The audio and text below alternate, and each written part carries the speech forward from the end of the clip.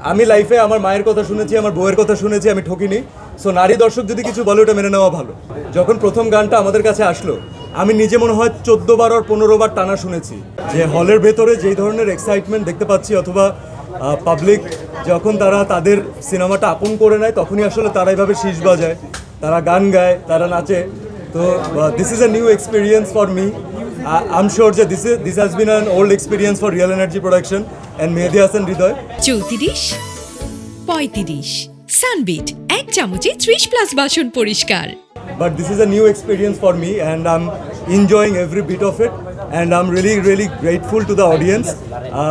মাত্র তো জাস্ট কালকের সবগুলো শো হাউসফুল হয়েছে, আজকে শোগুলো হাউসফুল যাচ্ছে আলহামদুলিল্লাহ। বাট আই এম শিওর যে অনেকে এখনও দেখেননি, অনেকে ছুটি কাটিয়ে বাড়ি থেকে আসেননি। তো তারা যখন আসবেন এবং তারা যখন দেখবেন, আমি শিওর যে আমরা তাদেরকে একটা এন্টারটেইনিং সিনেমা উপহার দিচ্ছি। আর তারা প্রত্যেকটা পার্টে, প্রত্যেকটা সেকেন্ডে সে এন্টারটেনমেন্টটা তারা গ্রহণ করছে। এগুলো হয় না যে মানুষের কোনো জিনিস যদি খুব বেশি ভালো লেগে যায়, যেমন আমি আপনাদের সাথে শেয়ার করি, যখন প্রথম গানটা আমরা সিলেকশন টাইমে ছিল, যখন প্রথম গানটা আমাদের কাছে আসলো, আমি নিজে মনে হয় 14 বার আর 15 বার টানা শুনেছি, এবং পার্টিকুলারলি গাড়িতে শুনতাম, কারণ it has a different vibe. তো আমার মনে হচ্ছিল যে এই ভাইবটা যখন ঈদের সময় দর্শক পাবে, তখন একটা সোনাই সোহাগা হবে।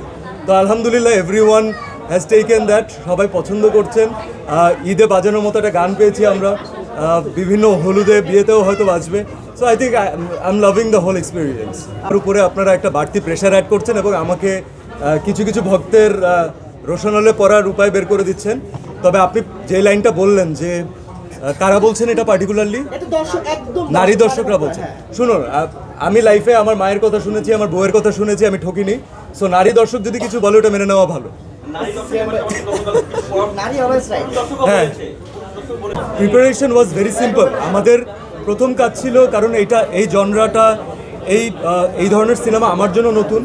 তো আমার প্রথম প্রিপারেশন ছিল যে চূড়ান্ত পর্যায়ে গিয়ে আমার ডিরেক্টরকে বিশ্বাস করা, কারণ আমি তার ভিশনে কাজ করতে এসেছি। সো মেহেদী হাসান হৃদয়, আজিম হারুন, শাহিন আক্তার সুমি, মুক্তার, মুন, আমাদের ডিওপি মামুন ভাই, আমরা 6 মাস 5 মাস একসাথে বসেছি। We talked about the film. আমাদের টিমের সেখানে অনেক ছোটো ইনপুটস ছিল, এবং আমাদের এখানে এমন না যে এটা অনেক ফোর্স ফিড হয়েছে। It was a very simple process. But যেটা আমার কাছে ভালো লেগেছে যে everyone was into the zone. That's why সবাই আমরা মিলে একটা ইন্টারেস্টিং জিনিস ক্রিয়েট করতে পেরেছি, যেটা ফাইনাল এক্সিকিউশন আমরা সিনেমার পর্দায় ঘটেছে। এখন দর্শক সেটাকে অ্যাপ্রিসিয়েট করছে। এই ক্যারেক্টার যারা দেখেছেন তারা এটাও জানেন যে একটা রুশো অ্যাজ এ ক্যারেক্টার, সে তার ওয়াইফের জন্য কোন লেভেল পর্যন্ত যেতে পারে, এবং ওর মাঝখানে কোনো ফিল্টার নাই। আমাদের ভালো লাগলে ভালো বলি, খারাপ লাগলে বলি না বেশ ভালো হয়েছে। Rusho is not like that, he is always on the face. এবং ওর ওয়াইফের ব্যাপারে ছোট ইনফরমেশন ওর কাছে এটা অনেক vital, because he cares for his wife, he loves his wife. তো আমার মনে হয় প্রত্যেকটা নারী দিনের শেষে এরকম একটা পুরুষ চায়।